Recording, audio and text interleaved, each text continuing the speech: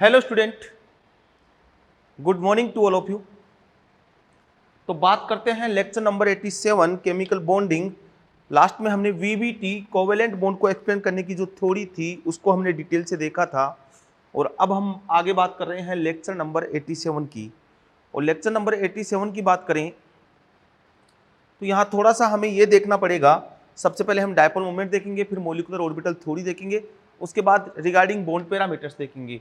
तो जो टॉपिक है वो है पहले डायपोल मोमेंट। म्यू से इसको रिप्रेजेंट किया जाता है। डायपोल मोमेंट क्या है? It is numerical scale for calculation of polarity in covalent bond. क्या है? इट इज न्यूमेरिकल स्केल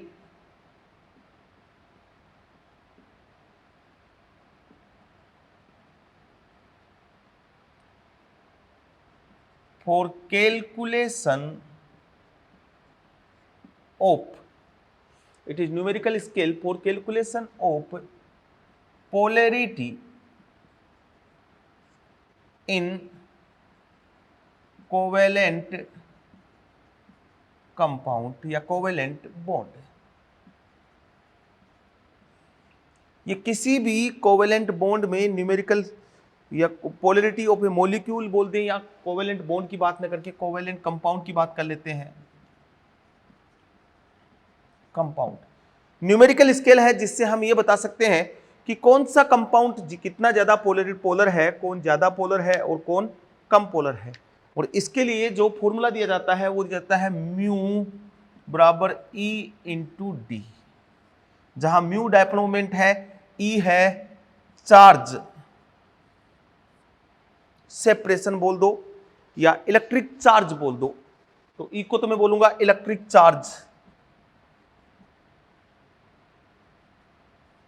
ये तो हो गया इलेक्ट्रिक चार्ज। डी है डिस्टेंस बिटवीन टू एटम्स या बॉन्ड लेंथ बोल दो, जिनके बीच आप बोल रहे हो बॉन्ड लेंथ।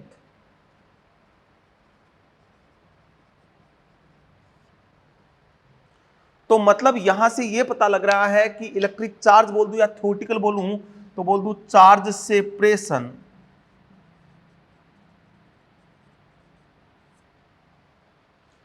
तो E इलेक्ट्रिक चार्ज कितना होता है इलेक्ट्रोस्टैटिक्स यूनिट में और कूलाम में क्या क्या होता है, तो वो देखो यहां पे म्यू बराबर आता है E इंटू डी। E बराबर 4.88 into 10 to power -10 ESU electrostatic unit. D बराबर यदि मैं 1 एंगस्ट्रोम मानूं, D बराबर 1 एंगस्ट्रोम मानूं तो इसका मतलब हो गया 10 टू पावर -8 सेंटीमीटर। तो म्यू बराबर हो गया 4.88 into 10 to power -18 ESU centimetre. और इसकी जो यूनिट होती है वो यूनिट हम मानते हैं कि म्यू बराबर 4.88 डी बाई, तो 1D बराबर क्या लिख दिया मैंने? 1D बराबर लिख दिया मैंने 10 टू पावर -18 ESU सेंटीमीटर। ठीक है, इन कूलाम मीटर। तो 1D बराबर ये होता है, 1D बराबर अगर बात करूं तो 3.33 into 10 to power -10 coulomb metre. तो डी बाई कैसे, यहां पे मैंने ई की वैल्यू क्या रखी, ऐसे इसको कैलकुलेट किया मैंने। यहां पे मैंने लिखा म्यू बराबर 1.6 into 10 to power -19 coulomb electric charge into 10 to power 10 metre. तो ये हो गया कूलाम मीटर। और यहां कूलाम मीटर में 1 डिवाइड बराबर इतना होता है और ESU सेंटीमीटर में 1 डिवाइड बराबर इतना होता है। कोई डाउट? तो 1 डिवाइड का सीधा सा कंसेप्ट है, आपको ये दो यूनिट ध्यान रखनी है कि 1 डिवाइड बराबर क्या होता है। ESU सेंटीमीटर में 1 डिवाइड बराबर होता है 10 टू पावर -18 ESU सेंटीमीटर, और 1 डिवाइड बराबर 3.3 इंटू 10 टू पावर -10 सेंटीमीटर। अब हमें यह बताए कि how to decide order of dipole moment. Dipole moment का ऑर्डर हम कैसे डिसाइड करें? ठीक है, वो डिपेंड कैसे करेगा उसके लिए मैं बात कर रहा हूं। ठीक है, ये फॉर्मूले हो गए। और यहां पे हम ये भी कैलकुलेट कर सकते हैं कि percent ionic character, percent ionic character, तो वो आ जाएगा म्यू ऑब्जर्व और म्यू कैलकुलेटेड इनटू 100। तो म्यू ऑब्जर्व है, आपको जो वैल्यू दी हुई है कैलकुलेटेड, ये हो जाएगा आयनिक करेक्टर, परसेंट आयनिक करेक्टर हो जाएगा म्यू ऑब्जर्वर्ड, और यहां पे E इंटू डी, ई की वैल्यू रख दो आप 4.88 इंटू 10⁻⁻10, और यहां इंटू 10⁻⁻18 सेंटीमीटर हो जाएगा। तो यहां ESU की वैल्यू रख दी मैंने, E इंटू डी रख दिया। D क्या है, वो आपकी ये बॉन्ड लेंथ वाली है, तो यहां पे ऐसे भी कर सकते हो आप, ऐसे लिख दो E इंटू डी। तो E की वैल्यू क्या रखोगे, 4.88 इंटू 10⁻⁻10, या फिर E इंटू 1.6 इंटू 10⁻⁻19 कुलाम। डी आपको जो गिवन है उससे परसेंट आयनिक करेक्टर आ जाएगा। जैसे आपके मॉड्यूल में एक क्वेश्चन दिया हुआ है कि calculate dipole moment for LIH। ठीक है, calculate percent ionic character in LIH if dipole moment is, LIH का डायपोल मोमेंट आपको दिया हुआ है, वो दिया हुआ है 1.964 into 10⁻⁻29 centimetre, coulomb metre, sorry 1.9 into 10⁻⁻29 coulomb metre, ये आपको दिया हुआ है। तो इसमें एक सिंपल सा कंसेप्ट लगाना है, कुछ भी नहीं है। म्यू ऑब्जर्वर दिया हुआ है 1.9 इंटू 10⁻⁻29 कुलाम मीटर दिया हुआ है। म्यू बराबर आप क्या रखोगे, तो हमें यह भी पता है कि कैलकुलेट करना है, डिस्टेंस भी आपको दी हुई है, डिस्टेंस दी हुई है, वो दी हुई है 1.596 एंगस्ट्रोम, आपको डिस्टेंस यहां पे दी हुई है।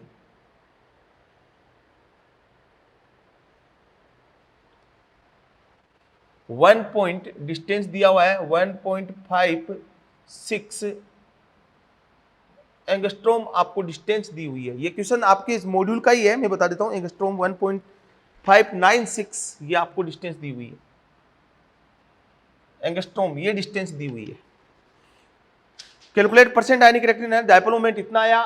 डी आपको ये इसका डायपोल मोमेंट दिया हुआ है, और फिर बोला है कि इसका ये दिया हुआ है, डिस्टेंस ये दी हुई है, what is the percent ionic character in LIH। तो सिंपल सा कंसेप्ट है, तो ये तो आपके पास आ गया, ये ऑब्जर्वर डायपोल मोमेंट है, ऑब्जर्वर डायपोल मोमेंट है। तो इसको कैलकुलेट करोगे तो ऑब्जर्वर डायपोल मोमेंट की वैल्यू आपको दी हुई है, वो दी हुई है 1.9 into 10⁻⁻9 coulomb metre, unit same रखनी है। और इधर आप रखोगे तो लिखोगे चार्ज कुलाम मीटर में दिया हुआ है, तो 1.6 इंटू 10⁻⁻19 ये तो कुलाम, इंटू मीटर डिस्टेंस दी हुई है 1.59 इंटू 10⁻⁻10 मीटर। और इसको सोल्व करोगे ना तो आपके पास आंसर आएगा 76.8% इंटू 100, इतना आंसर आ जाएगा। कुलाम मीटर, मीटर से मीटर कैंसिल आउट हो जाएगा, कुलाम से कुलाम कैंसिल आउट हो जाएगा, और फिर इसका डिवाइडेड करोगे तो 76.8% आपके पास आंसर आने वाला है। ऐसे आप ये निकाल सकते हो। अब बात आती है how to decide order of dipole moment. बात ये आती है कि डायपोल मोमेंट का ऑर्डर हम डिसाइड कैसे करेंगे। बताओ,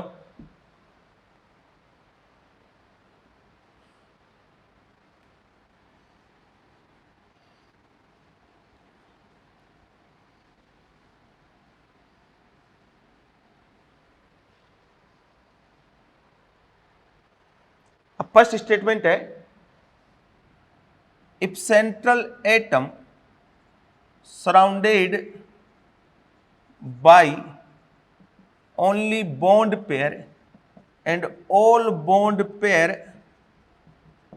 are same, then dipole moment of compound will be 0 if central atom surrounded by only bond pair, मतलब केवल bond pair होने चाहिए, all bond pair are same, then dipole moment of compound will be 0 and compound is non polar. जैसे AB2, AB3, AB4, AB5, AB6, AB7 इन सबका dipole moment 0 है। कैसे है देखो इधर। अच्छा, dipole moment is vector quantity, it is vector quantity, ये vector quantity है। और वेक्टर क्वांटिटी है तो मतलब डायरेक्शन पे क्या करेगी, डिपेंड करेगी। Representation of dipole moment, representation of dipole moment कैसे रिप्रेजेंट करते हैं। देखो जैसे ये ए और बी के बोथ बॉन्ड बना हुआ है, यदि ए की इलेक्ट्रॉन नेगेटिविटी कम है बी की इलेक्ट्रॉन नेगेटिविटी से, तो इसका डायरेक्शन ए से जाएगा, लेस इलेक्ट्रोनेगेटिव से मोर इलेक्ट्रोनेगेटिव। और यदि अपोजिट हो गया, मान लो ए की इलेक्ट्रॉन नेगेटिविटी बी की इलेक्ट्रॉन नेगेटिविटी ज्यादा है, तो इस बॉन्ड का साइन चेंज हो जाएगा और ये ए से जाएगा, मतलब लेस इलेक्ट्रोनेगेटिव से मोर इलेक्ट्रोनेगेटिव की तरफ जाता है। अगर ए के पास लोन पेयर है, तो डायपोल मोमेंट का डायरेक्शन ये होगा, लोन पेयर का डायरेक्शन हमेशा ऐसा रहेगा। यदि कोऑर्डिनेट बॉन्ड बना हुआ है ए और बी, मान लो ये बॉन्ड है कोऑर्डिनेट बॉन्ड, तो डायपोल मोमेंट कोऑर्डिनेट बॉन्ड की डायरेक्शन में ही जाएगा। भाई सीधा सा है, इस पे पॉजिटिव पोल है, इस पे नेगेटिव पोल है, ऐसे जाएगा। यहां पे लोन पेयर की डायरेक्शन में जाएगा, मोर इलेक्ट्रोनेगेटिव की तरफ जाएगा। ठीक है, तो दीज आर सिमेट्रिक मॉलिक्यूल, इनका सबका डायपोल मोमेंट 0 है। अच्छा ये मैं बता दूं, दीज बॉन्ड में B polar but compound is non polar. These जैसे मैं बोलूं AB2 AB, ये तो हुआ लीनियर, ये हुआ ट्राइगोनल प्लेनर, ये हुआ टेट्राहेड्रल, ये TBP, ये ऑक्टाहाइड्रल और ये PBP। तो जैसे मैं लूं लीनियर, तो A और ये B और ये B, तो इसका डायपोल मोमेंट इस डायरेक्शन में, इसका डायपोल मोमेंट इस डायरेक्शन में, डायपोल मोमेंट क्या आ गया 0। तो AB2 टाइप बोलूं मैं, तो bond is polar but compound is non polar. ये A और B जो है ये bond is polar but compound is non polar, क्योंकि कंपाउंड पोलर होगा या नॉन पोलर होगा वो रिजल्टेंट डायपोल मोमेंट से चेक करेंगे। और इसका रिजल्टेंट डायपोल मोमेंट निकालूं तो मान लो इसको म्यू बोला, इसको μ2 बोला, और हमें पता है μ1 इक्वल टू क्या हो गया, μ2, दोनों सेम ही है। तो यहां पे रिजल्टेंट डायपोल मोमेंट कैसे निकालते हैं, μ1 square plus μ2 square plus 2μ1 μ2 cos theta, ये रिजल्टेंट डायपोल मोमेंट आएगा। तो μ1 μ2 क्या है, सेम है, μ1 इक्वल टू μ2 सेम है, कोस थीटा मतलब कोस कितना हो गया 180, ये 180 है। तो यहां डायपोल रिजल्टेंट डायपोल मोमेंट जो आने वाला है ना वो क्या आएगा 0 आएगा। तो मैंने बोल दिया if central atom surrounded by only bond pair, केवल बॉन्ड पेयर से सराउंडेड हो, all bond pair are same, सभी बॉन्ड पेयर सेम हो। अब जैसे मैं ये लूं A B और C, इस टाइप का मॉलिक्यूल है, तो भैया इसका डायपोल मोमेंट और इसका डायपोल मोमेंट कैंसिल आउट नहीं होगा।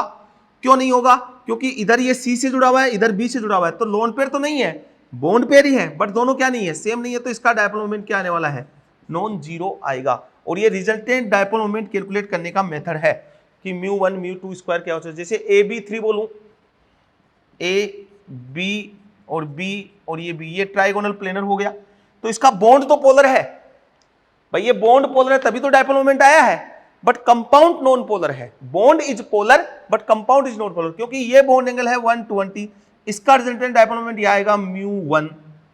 यहां cos 120 की वैल्यू रखोगे तो μ1 आएगा। इसका डायपोल मोमेंट इस डायरेक्शन में जाएगा तो यहां भी आएगा μ1 AB, इनका रिजल्टेंट यहां पे, तो μ1 कैंसिल आउट, डायपोल मोमेंट क्या आ गया, 0। इसलिए ये सारे मॉलिक्यूल है ना, इनका डायपोल मोमेंट 0 आएगा। जैसे मैं लू CCl4, bond is polar but compound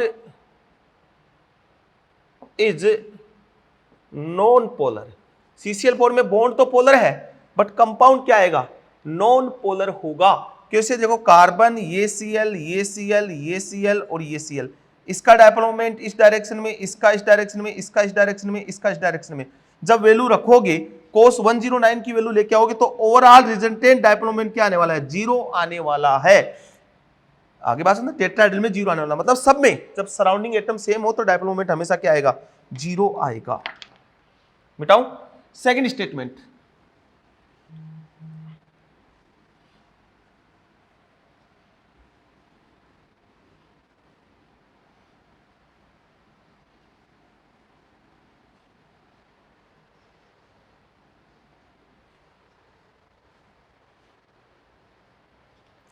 if central atom surrounded by different bond pair, if central atom surrounded by different bond pair and lone pair absent, then dipole moment will be 0 या फिर non 0। यदि central atom dipole moment bond pair और bond pair दोनों से surrounded है, मतलब bond pair से ही है, लोन पेयर तो एब्सेंट होनी चाहिए, बट डिफरेंट है, तो 0 भी हो सकता है और नॉन 0 भी हो सकता है। जैसे मैं ये लूं ए, ये बी, ये बी, ये सी और ये सी, इस टाइप का कंपाउंड ले लिया, तो इसका डायपोल मोमेंट इस डायरेक्शन में गया, इसका इस डायरेक्शन में गया, तो ये कैंसिल आउट, इसका इस डायरेक्शन में गया, इसका इस डायरेक्शन में गया, तो इसका डायपोल मोमेंट इस सी से कैंसिल आउट, इसका इससे कैंसिल आउट, डायपोल मोमेंट क्या आ गया, 0। ऐसे में बात करूं, देखो PCl3F2, PF3Cl2, इसका भी sp3d है, इसका भी sp3d है। इसकी शेप बनाऊं, ये Cl, ये Cl, ये Cl, मोर इलेक्ट्रोनेगेटिव एटम कहां जाएगा, लेस इलेक्ट्रोनेगेटिव पोर्शन पे, ये फ्लोरीन यहां आ जाएगा, ये बनेगा इसका, बेंट रूल से बनाना है, bent rule, more electronegative goes eight less electronegative hybrid orbital, और यहां बनेगा ये Cl, ये Cl, ये फ्लोरीन और ये फ्लोरीन और ये फ्लोरीन,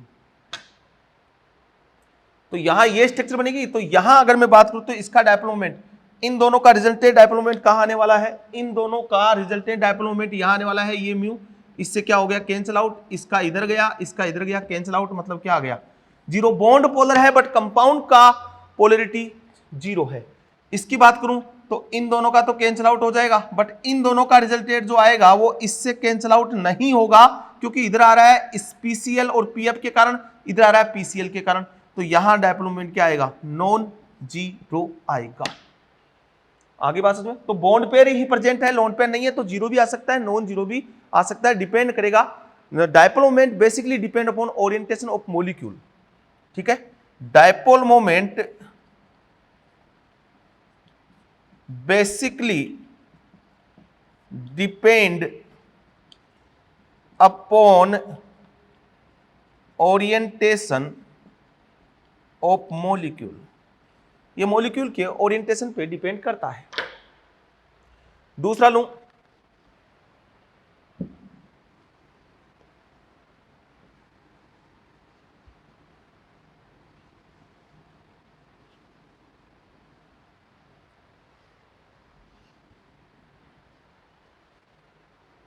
तीसरा स्टेटमेंट है, if bond pair and lone pair, bond pair and lone pair both are present, then dipole moment will be 0 और नॉन 0।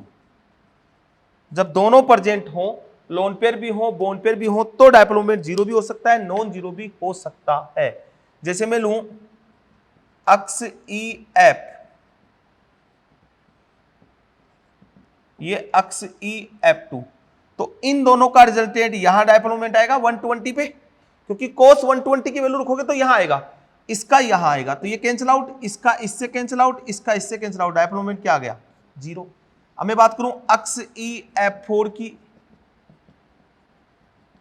तो ये लोन पेयर इसका कैंसिल आउट इससे कैंसिल आउट हो जाएगा, इन दोनों का आपस में कैंसिल आउट हो जाएगा, इसका इससे कैंसिल आउट हो जाएगा, डायपोल मोमेंट क्या आएगा, जीरो। अब मैं बात करूं सी एल एफ थ्री की या एस एफ फोर की, यह है अक्स ई एफ फोर, और मैं बात करूं एस एफ फोर की, तो सल्फर फ्लोरीन फ्लोरीन, ये लोन पेयर, ये फ्लोरीन और ये लोन पेयर, तो इसका डायपोल मोमेंट इस डायरेक्शन में, इसका इस डायरेक्शन में, इन दोनों का, इसका इधर गया, इसका इधर गया, इसका रिजल्टेंट यहां आया, वो इसका रिजल्टेंट यहां आया, तो ये तो कैंसिल आउट हो जाएंगे, बट इसका इससे कैंसिल आउट नहीं हो पाएगा, मतलब डायपोल मोमेंट क्या आया, नॉन जीरो। तो if bond pair and lone pair both are present and dipole moment will be zero और नॉन जीरो, तो इस कंडीशन में क्या करना है, चेक ओरिएंटेशन या फिर shape of molecule, orientation check करो या मॉलिक्यूल की क्या चेक करो, शेप चेक करो, तब ये आपके पास निकल के आएगा। ठीक है, नेक्स्ट देखें,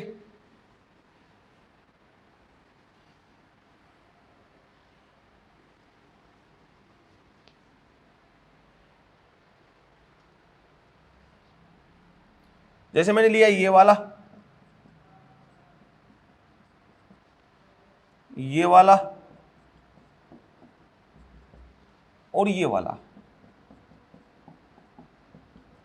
तो इसका डायपोल मोमेंट इस डायरेक्शन में यहां कोस थीटा कितना हो गया 60, यहां थीटा कितना हो गया 120, यहां थीटा कितना हो गया 180, इसका इधर इसका इधर, तो यहां तो जीरो,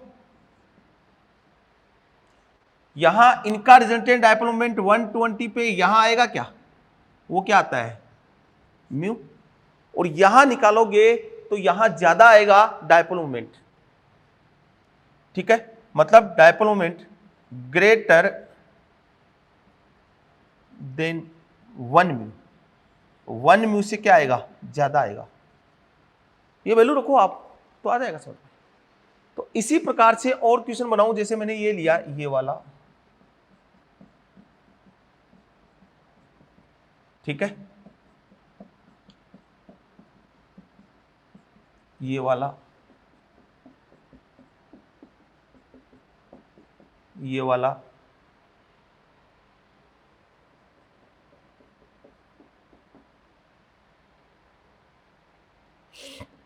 ये लिया, तो देखो इधर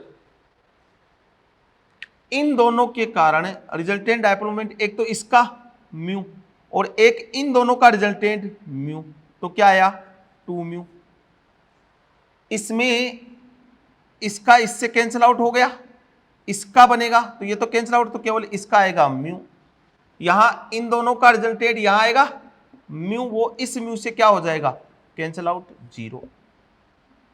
तो ऐसे ओरिएंटेशन चेक करते हैं, यदि रिंग पे इलेक्ट्रॉन विड्रॉइंग ग्रुप लगा हुआ है तो डायपोल मोमेंट का डायरेक्शन होगा ये वाला, और यदि रिंग पे इलेक्ट्रॉन डोनेटिंग लगा हुआ है तो डायपोल मोमेंट का डायरेक्शन होगा ये वाला। इलेक्ट्रॉन विड्रॉइंग मतलब जिसका -r-i लग रहा हो, इलेक्ट्रॉन डोनेटिंग जिसका +r+i लग रहा हो, ये आपने ऑर्गेनिक में पढ़ा होगा। ठीक है, ये तो बात हुई डायपोल मोमेंट की। अब बात आती है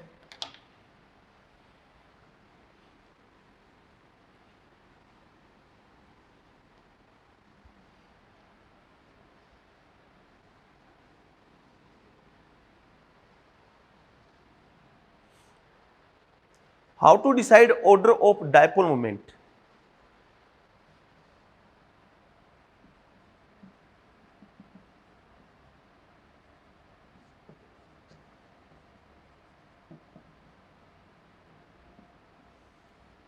तो यहां पे बेसिकली तो ऑर्डर है ना, हमने बोला म्यू बराबर ई इंटू डी, तो यहां से mu directly proportional to E, mu also directly proportional to D. D क्या है? Bond length. डी क्या है? Bond length. D bond length है। ई क्या है? Charge separation. तो आप यहां ऐसे लिख सकते हो mu is directly proportional to del E N, electron negativity के डायरेक्टली प्रोपोर्शनल हो गया। मतलब as well as electron negativity difference increase, dipole moment also increase. As well as electron negativity difference increase, dipole moment increase. इससे तो ये पता लगा। और ये bond length increase, then dipole moment increase, इससे भी ये पता लगा। देखो सम इंपोर्टेंट ऑर्डर,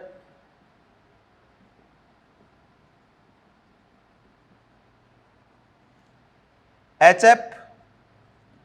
अच्छा, generally del E N dominate over, देखो यहां से H F, H C L, H B R, H आई।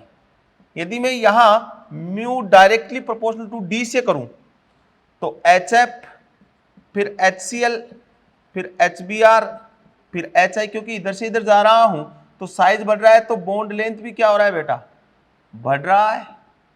और यदि मैं इसको mu directly proportional to del E N करूं, इलेक्ट्रॉन नेगेटिविटी डिफरेंस से करूं, तो उस कंडीशन में आंसर अपोजिट आएगा। H F, H C L, H B R और एच आई आंसर आएगा। आगे बात सुनिए। तो यहां क्या फैक्टर डोमिनेट होगा? दोनों अपोजिट आंसर बोल रहे हैं। ये वाला सही है, ये वाला गलत है। ठीक है, मतलब del E N dominate over distance, del E N dominate over distance. Del E N dominate है किस पे? डिस्टेंस पे डोमिनेट है del E N, electronegativity difference dominate over distance, distance पे डोमिनेट है। But in case of carbon chlorine and carbon fluorine, carbon chlorine bond have more dipole moment than carbon fluorine. ये ध्यान रखना, ये important है। जैसे C R F, R C L, R B R और are आई, यहां पहले इन दोनों में से चेक करूंगा तो इनमें बोला कार्बन क्लोरीन का ज्यादा है, आर सी एल ज्यादा रखेगा आर एफ से। अब इनको डेल ई एन से ही अरेंज करना है। यहां तो मैंने देखा डाई डिस्टेंस और यहां देखूंगा डेल ई एन, तो केवल इस केस में। But in case of carbon chlorine, carbon fluorine, CCL bond have more dipole moment than CF, तो मैंने सीएल को ज्यादा किया एफ का, और यहां बात करूंगा तो वही आर बी आर और आर आई।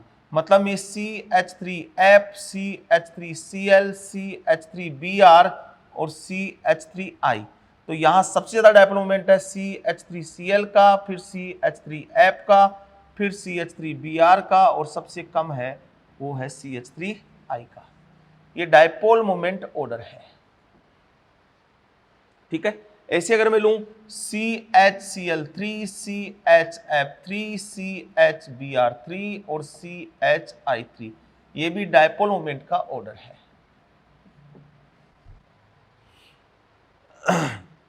फ्लोरीन वाला ज्यादा रखेगा। दूसरा केस देखें, एनसीईआरटी के केस की बात करते हैं।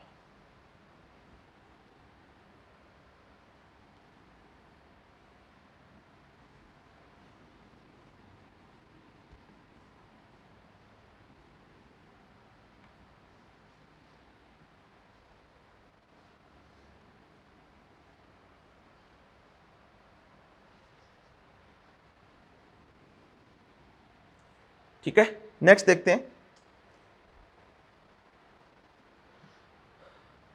ये क्लोरोबेंजीन और ये साइक्लोहेक्साइल क्लोराइड, दो कंपाउंड लिए, इसका डायपोल मोमेंट ज्यादा है। फिनोल और एल्कोहल, इसका डायपोल मोमेंट ज्यादा है। क्यों है ज्यादा? देखो इधर, ये लोन पेयर डीलोकलाइज हो रहे हैं, ठीक है, तो इसका डी कम हो गया। भाई लोन पेयर डीलोकलाइज तो बॉन्ड लेंथ कम हो गई, डी कम हो गया तो डायपोल मोमेंट भी क्या हो जाएगा? कम हो जाएगा। तो अगर मैं बात करूं कार्बन sp2 क्लोरीन और कार्बन Cl और ये sp3, तो बॉन्ड लेंथ इसकी ज्यादा डी। अब मैं डेल En की बात करता हूं तो देखो sp3 की इलेक्ट्रोनेगेटिव होती है 2.5, इसकी होती है 3.0। sp2 की इलेक्ट्रोनेगेटिव होती है 2.75 और इसकी होती है 3.0। तो अगर मैं इनका डेल En का बात करूं, इलेक्ट्रॉन नेगेटिविटी डिफरेंस, यहां डेल En है वो है 0.5, यहां डेल En जो है वो है 0.25, तो डेल En भी सेकंड वाले का ज्यादा है, डेल En भी सेकंड वाले का ज्यादा है, तो ये डेल En का ऑर्डर भी आएगा। तो दोनों ही कंसेप्ट से देखें तो इसका ज्यादा आएगा। सेम कंसेप्ट यहां अप्लाई होगा, यहां रेजोनेंस है, यहां रेजोनेंस नहीं है, सेम कंसेप्ट यहां अप्लाई होगा। अब देखो NF3 और NH3, NH3 का डायपोल मोमेंट ज्यादा है। कैसे? ये लोन पेयर, ये फ्लोरीन, ये फ्लोरीन और ये fluorine sp3 pyramidal shape, NH3, ये लोन पेयर H, H और ये H। तो यहां बात करूं तो इसका डायपोल मोमेंट इस डायरेक्शन में, ये मोर इलेक्ट्रोनेगेटिविटी इस डायरेक्शन में, तो क्या कैंसिल आउट होगा? क्या एक ऊपर जा रहा है, तीन नीचे आ रहे हैं। यहां इसका डायपोल मोमेंट इस डायरेक्शन में, नाइट्रोजन मोर इलेक्ट्रोनेगेटिविटी, ये मोर इलेक्ट्रोनेगेटिविटी, तो इसका तो पूरा एक ही डायरेक्शन में चला गया, इसका एक डायरेक्शन में जा रहा है, नीचे की तरफ भी आ रहा है, तो NH3 का डायपोल मोमेंट ज्यादा है NF3 से। क्लियर? सिस एंड ट्रांस, जैसे CH3 carbon double bond carbon, ये CH3H और ये H, ये है ट्रांस, और CH3 carbon double bond carbon CH3H और H, ये है सिस। तो देखो इलेक्ट्रॉन नेगेटिविटी sp3 है, sp2 है, तो इस डायरेक्शन में आएगा, sp3 से sp2, इसका इस डायरेक्शन में जाएगा। कार्बन हाइड्रोजन बॉन्ड की पोलरिटी होती नहीं है, तो डायपोल मोमेंट क्या आ गया? 0। यहां बात करूं इसका इस डायरेक्शन में जाएगा, इसका भी इस डायरेक्शन में जाएगा, तो यहां नॉन जीरो, तो मतलब सिस का डायपोल मोमेंट ट्रांस से क्या है? ज्यादा है। अब मैं जरूरी नहीं हमेशा यही हो, Cl कार्बन कार्बन CH3H और ये H, ये Cl कार्बन, ये CH3H और ये H, ये सिस है और ये ट्रांस है। कार्बन से क्लोरीन की तरफ इधर इस डायरेक्शन में, और इसका इस डायरेक्शन में, इस डायरेक्शन में। अब किसका ज्यादा हो गया? अब देखो यहां डायपोल मोमेंट नॉन जीरो है, बट इसका एक ही डायरेक्शन में जा रहा है, इसका अपोजिट डायरेक्शन में जा रहा है, मतलब इस ट्रांस का ज्यादा हो गया। तो हम ऐसे भी नहीं बोलेंगे कि ऑलवेज सिस का डायपोल मोमेंट ज्यादा होता है, नहीं, ऑलवेज ट्रांस का भी, मतलब इसका भी डायपोल मोमेंट ज्यादा हो गया यहाँ पे ट्रांस पे। तो ओरिएंटेशन पे डिपेंड करता है। तो ये बात हुई डायपोल मोमेंट की। एनसीईआरटी पढ़ लें, अपने मॉड्यूल से क्वेश्चन लगा लें, क्वेश्चन सोल्व हो जाएंगे। नेक्स्ट हम बात करते हैं एमओटी की।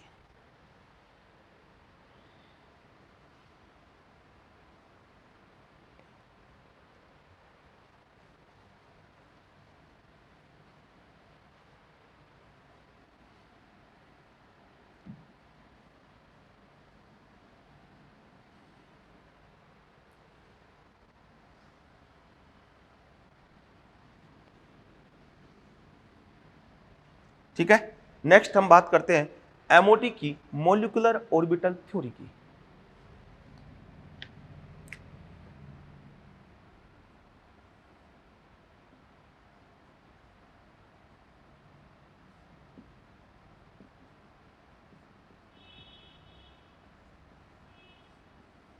MOT molecular orbital theory.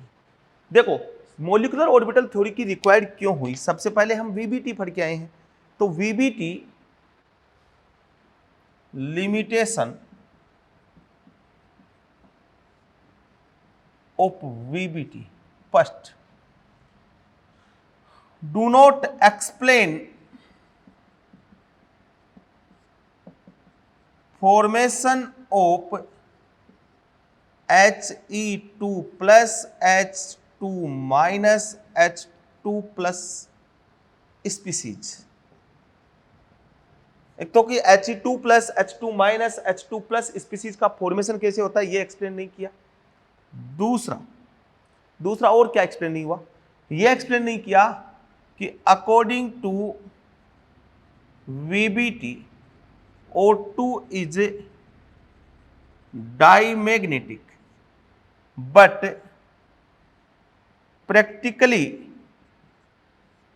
observed that O2 is paramagnetic in nature with two unpaired electron and have 2.80 magnetic moment. इसका 2.80 मैग्नेटिक मोमेंट आता है, मतलब इसके पास दो अनपेयर्ड इलेक्ट्रॉन है। इसको एक्सप्लेन नहीं करता, बट MO2 इसको एक्सप्लेन करती है। ठीक है, तो यहां पे अकॉर्डिंग टू VBT तो फिर MOT थ्योरी आई और वो इनको एक्सप्लेन करने के लिए, जो कि एडवांस थ्योरी है, यहां से भी क्वेश्चंस आते हैं और सिंपल से क्वेश्चन बनते हैं, उनके बारे में अब मैं बात करने वाला हूं। ठीक है, देखो ये लिमिटेशन हो गई। अब मैं थोड़ा सा एक बार जल ग्रहण कर लेता हूं, उसके बाद आगे हम बढ़ते हैं।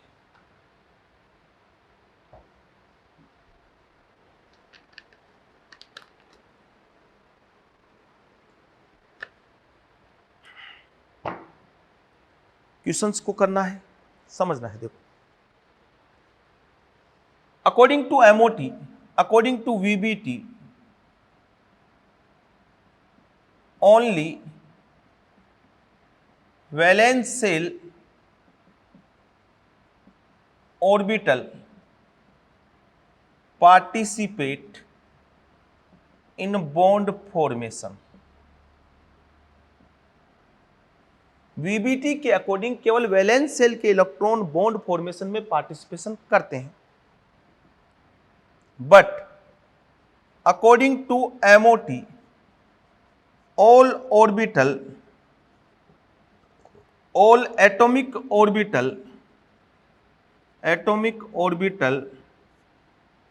participate in bond formation, but MOT के अकॉर्डिंग सभी atomic orbital nearly same energy के पार्टिसिपेट इन बॉन्ड फॉर्मेशन देते हैं। Combination linear combination of atomic orbital, जिसको हम बोलते हैं LCAO, linear combination of atomic orbital, ये दो प्रकार से हो सकता है, कंस्ट्रक्टिव और डिस्ट्रक्टिव। ये मैं आपको बता चुका हूं। तो कंस्ट्रक्टिव में तो क्या होता है, एडिशन होता है और रिजल्टेंट जो एम्पलीट्यूड है वो बढ़ जाता है, ये बात हमने की है पीछे।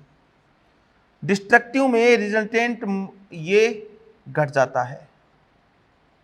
इससे बनता है बॉन्डिंग मॉलिक्यूलर ऑर्बिटल, जिसको हमने BMO बोला है। इससे बनता है एंटी बॉन्डिंग मॉलिक्यूलर ऑर्बिटल। ठीक है, anti bonding molecular orbital.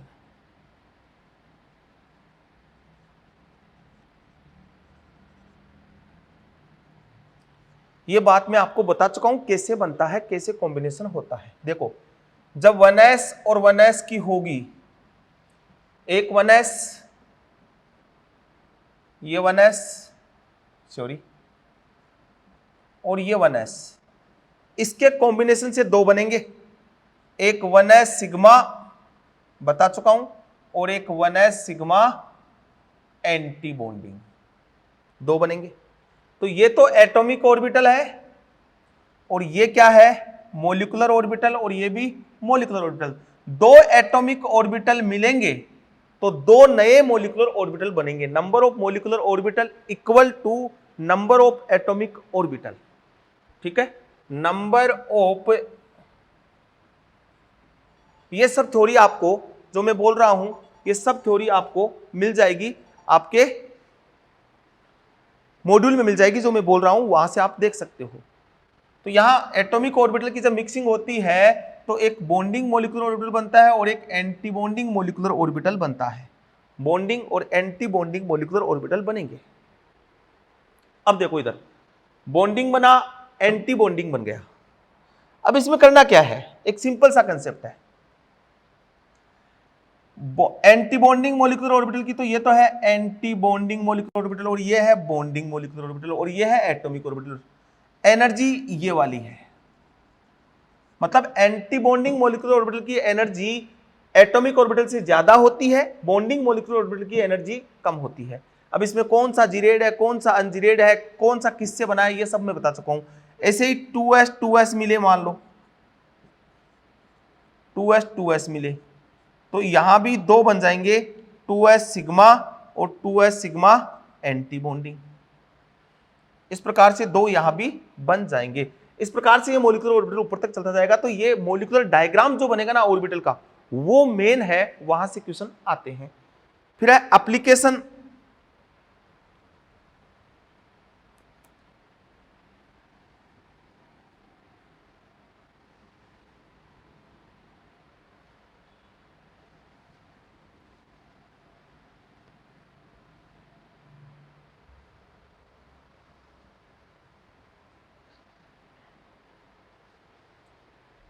Application हम बॉन्ड ऑर्डर कैलकुलेट कर सकते हैं।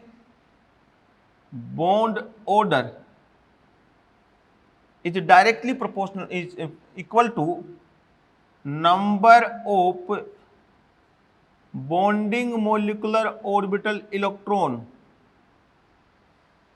Minus number of anti bonding molecular orbital electron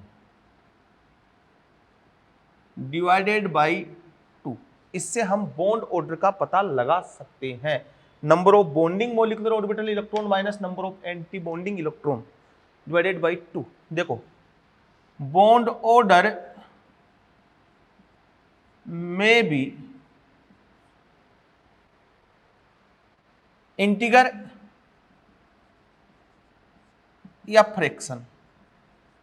integer का मतलब 1 आ सकता है, 2 आ सकता है, 3 आ सकता है। फ्रैक्शन का मतलब 1.5 आ जाए, 0.5 आ जाए, 2.5 आ जाए, ये फ्रैक्शन है। Bond order never come 0। Bond order never 0। अब देखो, bond energy, bond order is directly proportional to bond energy या फिर बॉन्ड स्ट्रेंथ।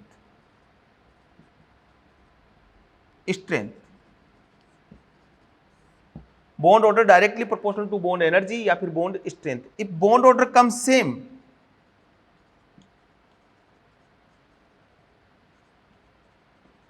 यदि बॉन्ड ऑर्डर कम सेम आ गया तो bond energy is directly proportional to positive charge, inversely proportional to negative charge, मतलब directly proportional to Z effective. ठीक है, अब देखो इधर, if number of unpaired electron present है, ठीक है, अनपेयर्ड इलेक्ट्रॉन प्रेजेंट है तो paramagnetic. Unpaired electron, if molecule have unpaired electron और molecule have paired electron. Unpaired electron है तब तो हो जाएगा पैरामैग्नेटिक, और पेयर्ड है तब हो जाएगा डायमैग्नेटिक। ये तो सबको पता ही होगा। पैरामैग्नेटिक हो जाएगा और डायमैग्नेटिक हो जाएगा, सबको पता ही है। Odd electron species always paramagnetic, odd electron species always paramagnetic, but even electron species may be paramagnetic और डाईमैग्नेटिक। ओड इलेक्ट्रॉन स्पीसीज है वो तो हमेशा पैरामैग्नेटिक होगी, बट इवन इलेक्ट्रॉन स्पीसीज में भी पैरामैग्नेटिक और डाईमैग्नेटिक, वो पैरामैग्नेटिक भी हो सकती है और डाईमैग्नेटिक भी हो सकती है। तो कैसे करें? देखो trick, total number of electron 14 है, 15 है, 16 है, 17 है, 18 तक आएंगे, 13, 12 है, 11 और 10। जब टोटल नंबर ऑफ इलेक्ट्रॉन 14 हो, यह है total number of electron,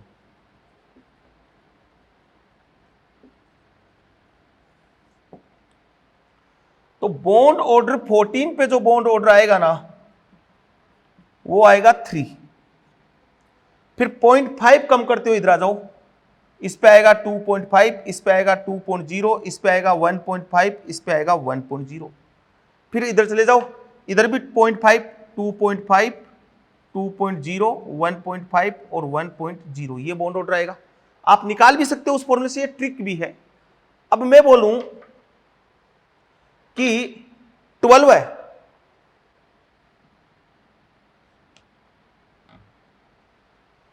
fourteen और 18, ये तो है पैरामैग्नेटिक, सॉरी डाईमैग्नेटिक।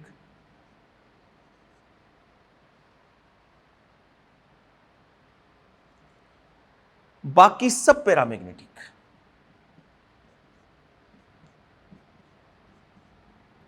ये ट्रिक मैंने बता दी है, कितने नंबर ऑफ इलेक्ट्रॉन है और वो कैसे है वो मैंने बता दिया। ट्रिक को अप्लाई करते हुए भी कंसेप्ट भी समझाऊंगा और इस ट्रिक से भी क्वेश्चन सोल्व करूंगा। देखो ऑक्सीजन के पास 16 इलेक्ट्रॉन होते हैं, O2 टोटल इलेक्ट्रॉन, एक ऑक्सीजन के पास 8, तो 2 के पास कितने हो गए 16। 16 पे बॉन्ड ऑर्डर आएगा 2 और स्पीसीज क्या आएगी, स्पीसीज क्या आएगी पैरामैग्नेटिक। ठीक है, तो बॉन्ड ऑर्डर इसका 2, स्पीसीज क्या आई पैरामैग्नेटिक। अब मैं बोलूं O2 मान लो प्लस लिया मैंने, तो 16 में से गया, कितने इलेक्ट्रॉन हो गए 15 पे बॉन्ड ऑर्डर कितना आएगा 2.5 बॉन्ड ऑर्डर आएगा और स्पीसीज क्या होगी पैरामैग्नेटिक। अब मैंने ले लिया O2 + 2, तो टोटल इलेक्ट्रॉन कितने हो गए 14 पे बॉन्ड ऑर्डर कितना आएगा 3.0, स्पीसीज क्या हो जाएगी, स्पीसीज क्या हो जाएगी डाईमैग्नेटिक। अब मैं लूं O2 का मतलब इलेक्ट्रॉन कितने हो गए 17 पे बॉन्ड ऑर्डर कितना आया 16 और एक 17, एक ऑक्सीजन पे 8, तो 8 और +1 17 पे बॉन्ड ऑर्डर कितना आएगा बेटा 1.5, क्या हो जाएगी पैरामैग्नेटिक। अब बोले इनका अरेंज करना है बॉन्ड ऑर्डर के इंक्रीजिंग ऑर्डर में, तो बॉन्ड एनर्जी पूछे, तो bond energy directly proportional to bond order, तो बॉन्ड ऑर्डर सबसे ज्यादा किसका बॉन्ड ऑर्डर आया O2 + 2 का बॉन्ड ऑर्डर सबसे ज्यादा, फिर किसका आया O2+ का, फिर किसका आया O2 का, और उसके बाद किसका आया O2- का। ये बॉन्ड एनर्जी और बॉन्ड ऑर्डर का ऑर्डर हो जाएगा। अगर बॉन्ड एनर्जी सेम आ जाती तो फिर मैं कंसेप्ट क्या लगाता वो मैं आपको बताया कि यहां पे फिर आपको लगाना है पॉजिटिव चार्ज, इसके डायरेक्टली प्रोपोर्शनल होगी। क्लियर? अब मैं बताता हूं एमओ डायग्राम कैसे बनाना है। ओके, देखो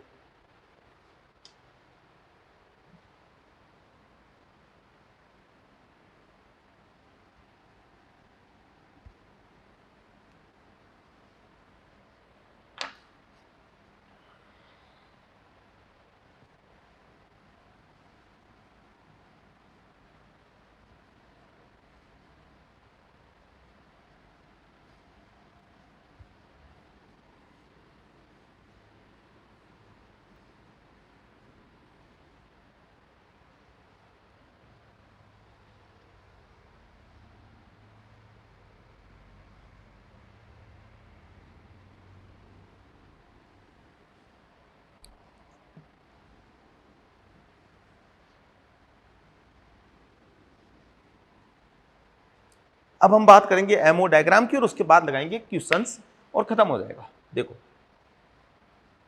hydrogen, helium, lithium, beryllium, boron, carbon, nitrogen, oxygen, fluorine और नियोन।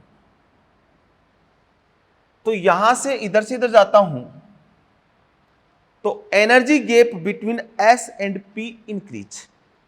इनके बीच S energy gap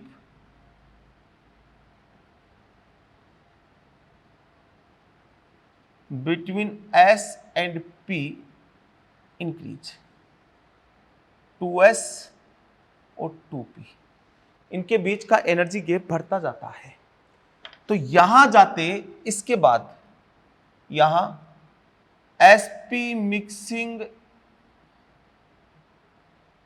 do not occur, यहां sp मिक्सिंग नहीं होती और यहां तक sp मिक्सिंग अकर।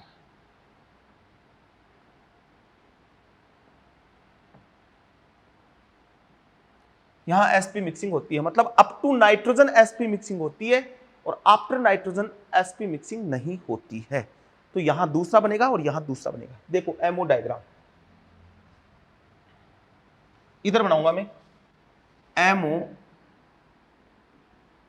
डायग्राम यही है मेन। देखो सबसे पहले मिक्सिंग हुई 1s की, तो 1s सिग्मा और 1s सिग्मा एंटी बॉन्डिंग, ये 1s सिग्मा और ये 1s सिग्मा एंटी बॉन्डिंग। उसके बाद हुई 2s की, तो 2s सिग्मा और ये 2s सिग्मा एंटी बॉन्डिंग। फिर उसके बाद 2p आया, तो मैं इंटरन्यूक्लियर एक्सिस मान रहा हूं जेड, INA जेड, तो pz तो बनाएगा सिग्मा और px एंड py फॉर्म पाई। ये कंसेप्ट भी मैं आपको बता चुका हूं। तो आगे आएगा ये 3p, इनकी मिक्सिंग हुई, ठीक है, 2p तो बना ये वाला, ये हो गया 2px पाई, 2py पाई और ये 2pz है। ऊपर गया, ऊपर बनेगा ये 2px पाई एंटी बॉन्डिंग और ये 2py पाई एंटी बॉन्डिंग और ये 2pz सिग्मा एंटी बॉन्डिंग। ये एनर्जी डायग्राम है। इधर से इधर जा रहा हूं तो एनर्जी इंक्रीज हो रही है भैया, एनर्जी का ऑर्डर हो गया। ये बीच वाले एमओ डायग्राम है। ये कब बनेगा, ये एमओ कब बनेगा? ये तब बनेगा जब sp मिक्सिंग हुई है, when sp मिक्सिंग अकर। और ये कहां तक होती है? अप टू नाइट्रोजन तक ये वाला एमओ डायग्राम बनेगा। अब sp मिक्सिंग नहीं हो तो केवल यहां चेंज करना है, केवल इस जगह चेंज करना है, बाकी ऐसे रह जाएंगे। 1s sigma anti bonding, 2s sigma anti bonding. फिर ये नीचे आ जाएगा, यहां चेंज हो जाएगा, ये 2pz सिग्मा और ये 2px, ये 2py पाई और ये पाई, और ऊपर वाला चेंज नहीं होगा, ये एजीटी रह जाएगा। 2px pi anti bonding, 2py pi anti bonding, 2pz sigma anti bonding. तो केवल यहां चेंज हुआ है, बाकी एजिट रहा है। जब sp मिक्सिंग हुई है और वो कहां तक होती है? नाइट्रोजन तक, तब तो एमओ डायग्राम बनेगा ये वाला, मतलब इसमें इलेक्ट्रॉन फिल करने हैं। उसके बाद एमओ डायग्राम चेंज हो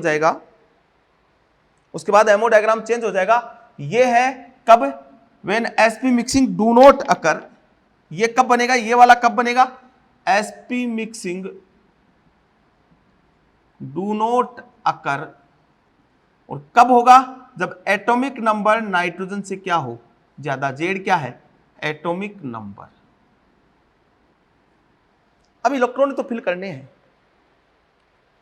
ठीक है। अब मैं सबसे पहले कि O2 पैरामैग्नेटिक है या नहीं है, ये समझ में आ गई बात। ये डब्बे बनाने हैं आपको, और सिंपल सा बोलूं, इसको तो बोलता हूं मैं 21 वाला डब्बा। 21 वाला डब्बा मतलब दो डब्बे और एक डब्बा, तो 21 हो गया ना, 2 1। इसको बोलता हूं 12 वाला डब्बा, 1 और 2। तो 21 वाला डब्बा कब, अप टू नाइट्रोजन। तो देखो ट्रिक सीधी सी, 21 वाला डब्बा अप टू नाइट्रोजन, 12 वाला डब्बा एटॉमिक नंबर नाइट्रोजन से क्या हो, ज्यादा। ये ट्रिक हो गई, ऐसे आप याद रख सकते हो।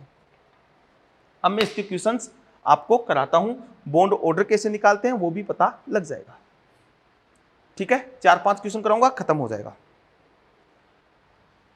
अब देखो सबसे पहले लेता हूं H2 माइनस और H2 प्लस, ये वाला क्वेश्चन लिया सबसे पहले। अब मैं फटाफट से क्वेश्चन कराऊंगा 4-5, उसके बाद खत्म है कहानी।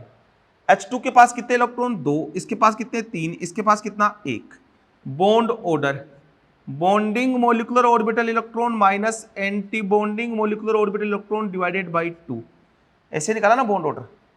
तो देखो H2 के पास 2 है, तो 1 और 2 दोनों के दोनों किस में है, बॉन्डिंग में। तो यहां पे बॉन्ड ऑर्डर, तो 2 एंटी बॉन्डिंग में 0 2, H2 माइनस में 1 2 3, तो 2 बॉन्डिंग में और एक कहां चला गया, एंटी बॉन्डिंग में, डिवाइडेड बाई 2। H2 प्लस एक ही आएगा यहां पे, एक इलेक्ट्रॉन, ये डिवाइडेड बाई 2। तो बॉन्ड ऑर्डर इसका कितना 1, इसका कितना 0.5, इसका भी कितना 0.5, ये बॉन्ड ऑर्डर।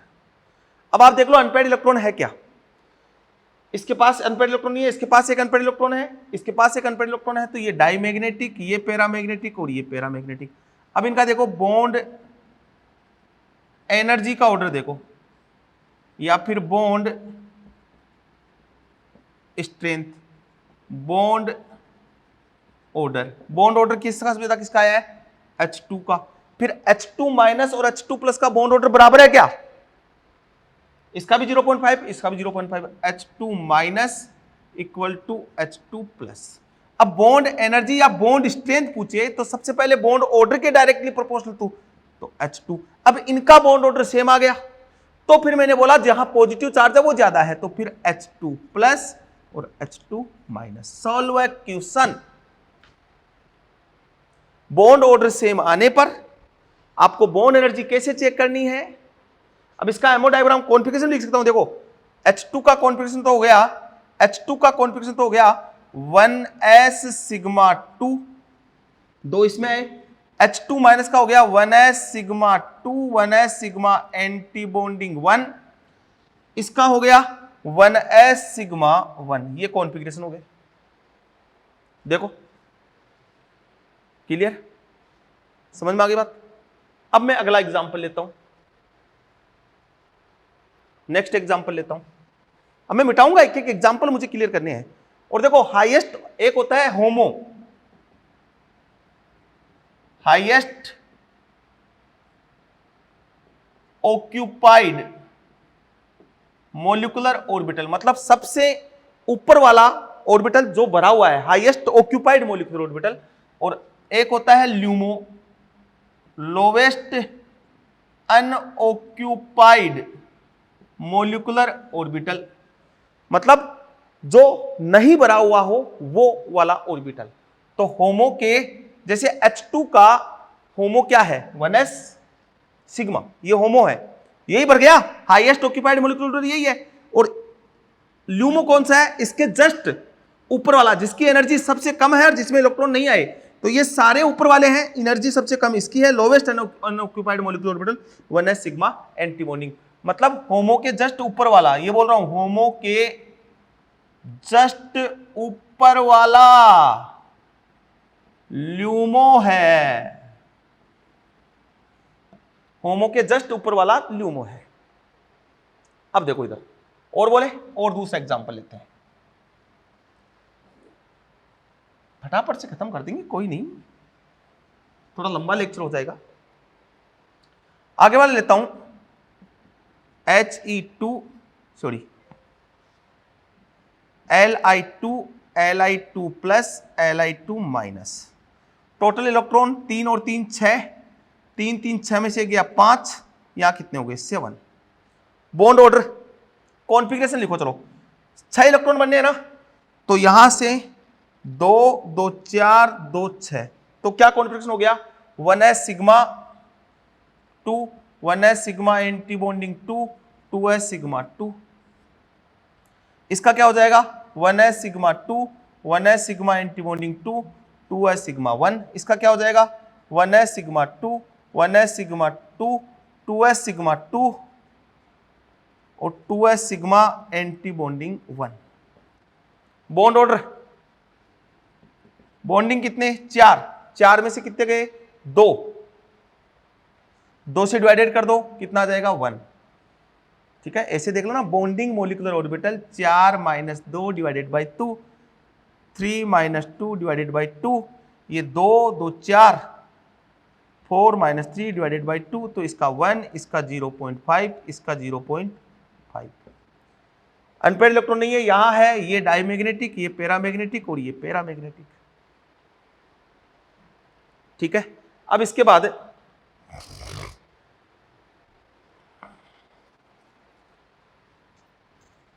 ओके, अब बॉन्ड एनर्जी, तो सबसे ज्यादा तो Li2 की, अब इन दोनों का बॉन्ड ऑर्डर सेम है, तो फिर चार्ज देके Li2 प्लस फिर Li2 माइनस, सोल्व हो गया। अब मैं और बोल रहा हूं, यदि एंटी बॉन्डिंग मोलिकुलर ऑर्बिटल से इलेक्ट्रॉन बाहर किया है तो बॉन्ड ऑर्डर इंक्रीज बाय 0.5।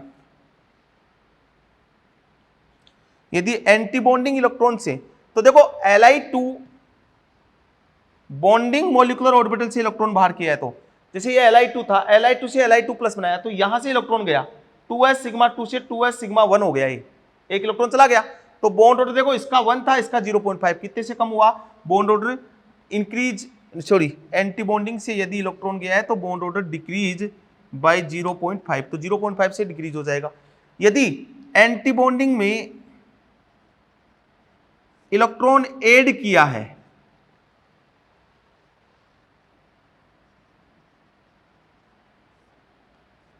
और +1 इलेक्ट्रॉन, एक इलेक्ट्रॉन ऐड किया है, तो bond order decrease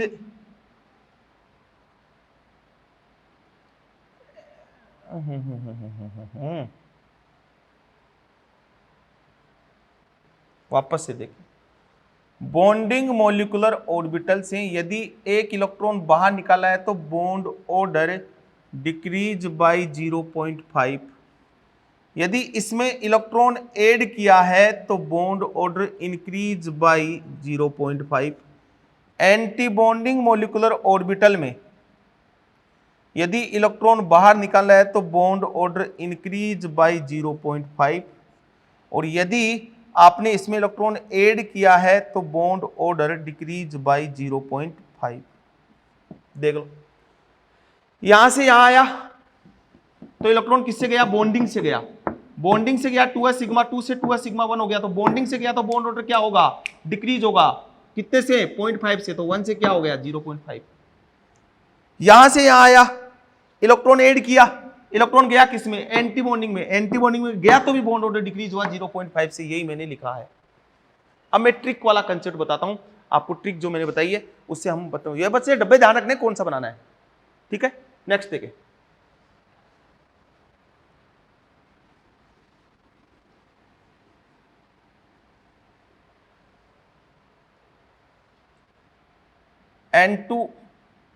N2 plus N2 minus N2 minus 2 N2 plus 2।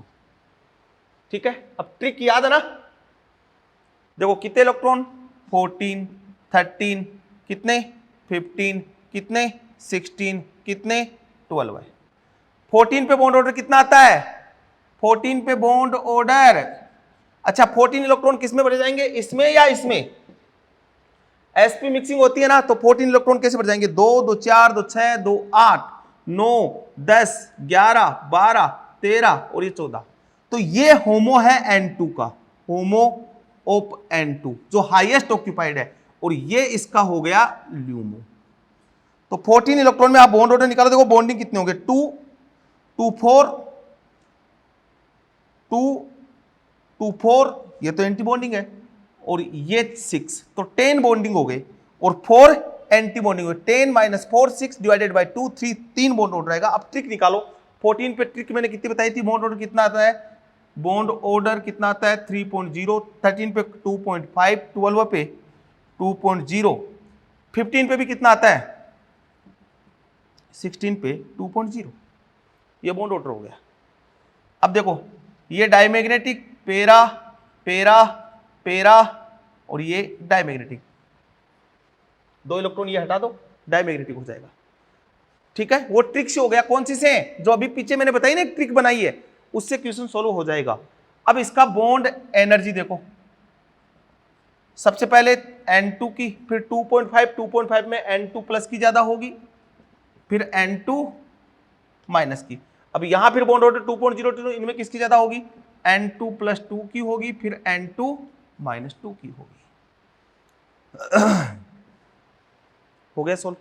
Next देखें, मिटाऊं, चलो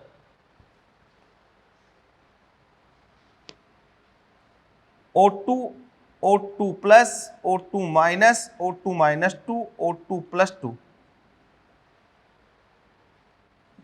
कितने हुए, 16 कितने हुए, 15 कितने हुए, 17 कितने हुए, 18 कितने हुए, 14। O2 पे 16 पे कितना बॉन्ड ऑर्डर बता हुआ है 2.0। अब ऑक्सीजन के लिए इसका कॉन्फ़िगरेशन लिखो, ये वाला जाएगा या ये वाला जाएगा, ये वाला जाएगा। तो इसमें मुझे 16 इलेक्ट्रॉन बनने हैं, 1 2 3 4 5 6 7 8 9 10 11 12 13 14 15 और 16, ये आ गए 2 अनपेयर्ड इलेक्ट्रॉन, इसलिए O2 पैरामैग्नेटिक है। और ये 2 अनपेयर्ड इलेक्ट्रॉन कहां है, पाई एंटी, तो ये इसका होमो है, होमो ऑफ O2, और ये ल्यूमो ऑफ O2, जस्ट ऊपर वाला ल्यूमो होता है, जो हाईएस्ट बढ़ा हुआ है ना वो तो होमो होता है, उसके जस्ट ऊपर वाला ल्यूमो होता है। तो ये कॉन्फ़िगरेशन लिख सकते हो ना, आप लिख सकते हो, आराम से लिख सकते हो। कैसे लिखोगे, ऐसे लिख दो 1s sigma 2 1s sigma anti bonding 2 2s sigma 2 2s sigma anti bonding 2, फिर 2pz सिग्मा 2, फिर इन दोनों की एनर्जी सेम है, 2px पाई 2py पाई, फिर यहां जाओ 2px pi anti bonding 2py pi anti bonding, ये एनर्जी सेम है, इधर से इधर से एनर्जी बढ़ रही है, इन दोनों की एनर्जी सेम है, ये एनर्जी सेम है। और सेम एनर्जी के ऑर्बिटल बोलते हैं डीजनरेट ऑर्बिटल, तो दीज आर डीजनरेट ऑर्बिटल, इन दोनों की सेम है तो ये डीजनरेट है, ये इन दोनों की सेम है तो डीजनरेट है, तो यहां पे 1 और 1 ये बढ़ गया, तो ये इसका ल्यूमो था, ये हाईएस्ट वाला इसका क्या हुआ, ल्यूमो होमो हुआ। अब इसमें बॉन्ड भर दो, डायरेक्ट ट्रिक लगा दो, बॉन्ड ऑर्डर निकल के आ जाएगा। बस ये एमओ डायग्राम एनर्जी का ऑर्डर याद होना चाहिए भाई। 12 वाला डब्बा कब, जब नाइट्रोजन से ज्यादा एटॉमिक नंबर है, और 21 वाला डब्बा कब, यहीं चेंज करना है, इसको नीचे ले आना, ये 12 वाले में नीचे आ जाएगा, उसमें ऊपर चला जाएगा, कब, जब एटॉमिक अप टू नाइट्रोजन, ये sp मिक्सिंग के कारण होता है। 2.0 15 पे कितना आएगा 1.5, 17 पे कितना आएगा 1.0, 16 पे आता है 2.0, 15 पे आएगा 1.5, 17 पे 2. ऐसे नहीं बढ़ते, इस पे आता है 3.0, इस पे आता है 2.5, इस पे 2.0, इस पे 1.5, इस पे 1.0। 16 पे क्या आता है पैरामैग्नेटिक, इस पे पैरामैग्नेटिक, इस पे पैरामैग्नेटिक, इस पे डायमैग्नेटिक, इस पे डायमैग्नेटिक। ये लो बॉन्ड ऑर्डर, बॉन्ड एनर्जी, सबका अलग अलग है, तो O2 प्लस 2 का सबसे ज्यादा, फिर 2.5 वाले का, O2 प्लस का, उसके बाद O2 का, उसके बाद O2 माइनस का, उसके बाद O2 माइनस 2 का। इसको बोलते हैं सुपर ऑक्साइड, इसको बोलते हैं परऑक्साइड। हो गया, दिस इज MO2। कहां से क्या डायग्राम निकाले, जैसे मैं लू NO, NO plus, NO minus, तो देखो 8 और 7 15, यहाँ पे 14 और यहाँ पे कितने हो गए 16। अब इनका बॉन्ड ऑर्डर निकालना है ना, तो निकाल दो, कोई प्रॉब्लम नहीं है। सबसे ज्यादा NO प्लस का, 14 पे कितना आएगा 3.0, इस पे आएगा 2.5, इस पे आएगा 2.0। ट्रिक अप्लाई करें, NO प्लस, उसके बाद NO और उसके बाद NO माइनस। ये बात हुई MOT की। होपफुली समझ में आ गई होगी। इसको देके NCERT पढ़े, ई मॉड्यूल पढ़े, फिर क्वेश्चन लगाएं, फिर भी प्रॉब्लम आए तो आपको जो प्रॉब्लम डाउट काउंटर दिया हुआ है, जो नंबर दिए हुए हैं वहाँ पे आप करें, और इसी के साथ अपना बॉन्डिंग खत्म होता है। होपफुली मैंने बहुत कुछ करवाने की कोशिश की है, बट कुछ टॉपिक्स अगर रह भी गए हैं तो बिल्कुल पैनिक होने की जरूरत नहीं है, क्योंकि जहां उस टॉपिक का कंसेप्ट आगे मेरे अप्लाई होगा इनऑर्गेनिक केमिस्ट्री में, वही उसको आपको शॉर्ट फॉर्म में उसको समझा दूंगा, पूरा डिटेल से वहां समझा दूंगा। क्योंकि यहाँ जितना टाइम मिला, मैंने बड़े बड़े लेक्चर दिए हैं, टाइम लेक्चर का 50 मिनट है, फिर भी मैंने 1-1 घंटे के लेक्चर रखे हैं। उसके बाद भी देखो बॉन्डिंग का कोई अंत नहीं है, कितनी ही पढ़ा दो, बॉन्डिंग का खत्म होना बहुत मुश्किल काम है, क्योंकि बॉन्डिंग मीनिंग कंप्लीट इनऑर्गेनिक। फिर भी टॉपिक में बांधने की कोशिश की है, मेन कंसेप्ट मैंने बताए। अब जैसे जैसे एस ब्लॉक, पी ब्लॉक चलते जाएंगे, जो जैसे इनर्ट पेयर इफेक्ट है वो हम पी ब्लॉक स्टार्ट करेंगे तब बात करेंगे, तो वो सारे कंसेप्ट क्लियर हो जाएंगे। Okay, thank you.